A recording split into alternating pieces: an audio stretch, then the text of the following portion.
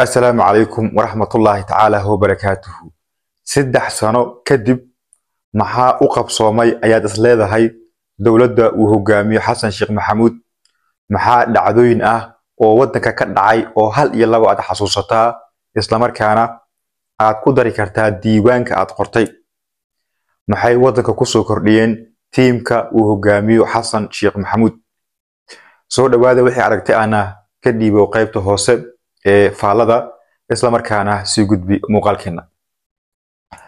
3 sano ayaa laga joogaa xilligii talada dalka ama villada uu tagay Xasan Sheekh Maxamuud oo aad carcar u ahaa isla markaana aad u jeclaa in uu qabto xilka madaxweynaha dalka isla markaana yacanaan la dul dhacayay inta doorashada aysan dhicin madaxweynihii ka horeeyay ee federaalka Maxamed Cabdullaahi Farmaajo dad badan waxay qabaan in waxyaabihii u qabsoomay dawladdan ay gogoldhig u ahayd dawladdii hore ee Maxamed Cabdullaahi Farmaajo sida soo celinta hawada difaacidda badda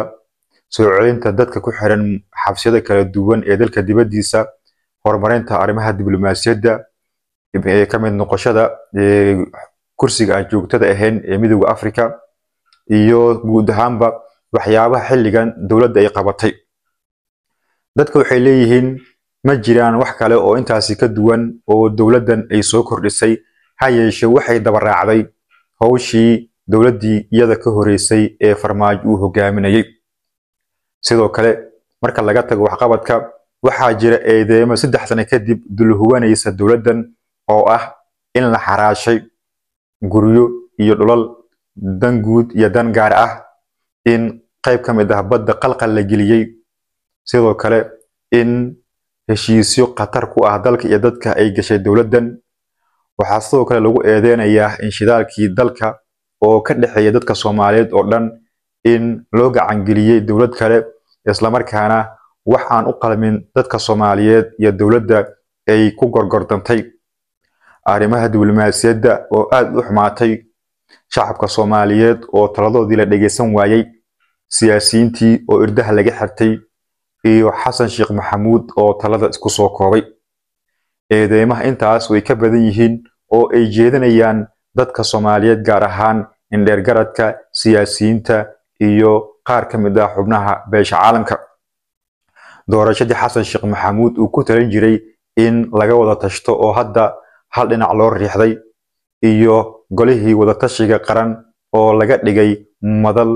lagu doortay Xasan Sheekh Maxamuud iyo sidoo kale madal lagu dhisay urur siyaasadeed uu hogaamiyo Xasan Sheekh Maxamuud maamulkii Puntland iyo Jubbaland ee Xasan Sheekh Maxamuud uu ku qeylin jiray in lala hadlo laga soo qayb geliyo talada dalka oo hadda dhinac loo riixay iyo eedeymo kale oo intaasi ka duwan haddaba 3 sano kadib adiga maxaa amaan iyo bogaadin ah iyo dhaleeceyn ah oo aad u haysaa dawladda uu hogaamiyo Xasan Sheekh Maxamuud qaybta hoose ee aragtida ka dhiibo sidoo kalena qaybta faalada waxaad ku soo qori kartaa wax kasta oo aragtida ah oo aan ahayn xadgudub iyo in aad bartilmaameedsato shakhsiyaad gaar ah muuqaalkeena haddii uu ku soo gaaro si gudbi